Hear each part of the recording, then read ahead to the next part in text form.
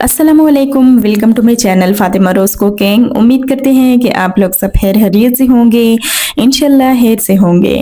तो जहाँ भी रहे खुश रहे, आबाद रहे, हेल्दी रहे। तो मैं हूँ फातिमा, आज आप लोगों के साथ करेला गोश्त रेसिपी शेयर करना चाहती हूँ कि किस तरीके से बन जाते हैं। तो चलते हैं, बिना टाइम वेस्ट करके स्टार्ट करते हैं।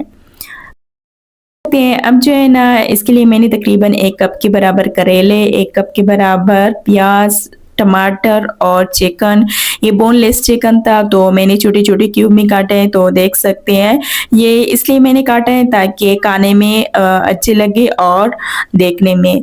तो चलते हैं, अब जो है ना करेले के खड़े हुए पानी जो है ना वो पहले निकालते हैं, एक बाउल में ऐड करते हैं।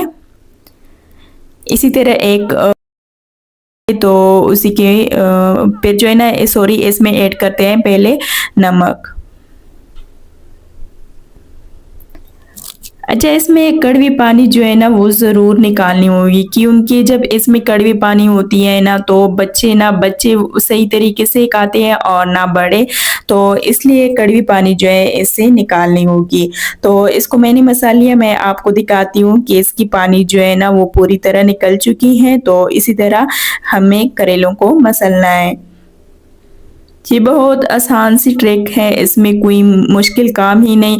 तो अब जो है ना मैं आपको दिखाती हूँ, करेले जो है ना बिल्कुल उसी तरह है, बिल्कुल खम भी नहीं होंगे ये, सिर्फ ऐसे कड़वी पानी मैंने निकाल लिया है। तो चलते हैं अब कढ़ाई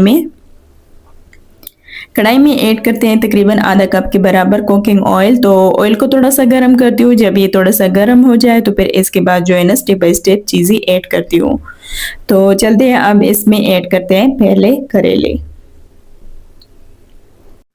अच्छा, करेले जो है ना पहले इसलिए ऐड करती हूँ क्योंकि करेले जो है ना थोड़ा सा सख्त होती हैं, पहले इसको पकाना ज़रूरी है। जब इसका थोड़ा सा कलर चेंज हो जाए ना तो फिर इसके बाद और चीज़ें स्टेप बाय स्टेप बताऊंगी कि क्या क्या चीज़ें इसमें ऐड करती हूँ। तो देख सकते हैं करेलों का कलर जो है ना पूरा तरह चेंज हो गया है, आप देख सकते हैं। तो इसी तरह हमें करेलों को पकाना था पहले से। तो इसमें हल्का सा चम्मच भी चलाना है। अब इसमें ऐड करते हैं टमाटर। अच्छा, हर चीज़ की क्वांटिटी जो है ना बिल्कुल एक जैसी होनी चाहिए ताकि जायका जो है ना बिल्कुल एक ही तरह आ जाए। तो इसलिए सारी चीज़ें बिल्कुल एक जैसी इसमें ऐड करनी होगी। तो अब जो है ना इसमें ऐड करते हैं प्याज। ये दोनों चीज़ें जो है ना ये दरमियान में ऐड करना ज़रूरी है। इसको थोड़ा सा मिक्स करती हूँ।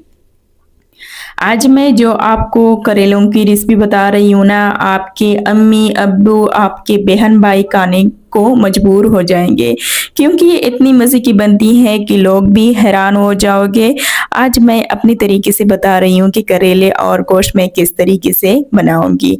तो अब जो है ना इसमें ऐड किया boneless chicken.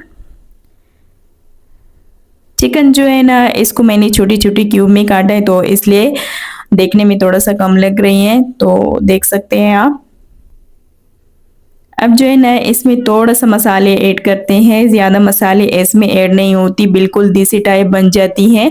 Half tea spoon Kashmiri मिर्च, हाफ टी स्पून हल्दी, हाफ टी स्पून नमक।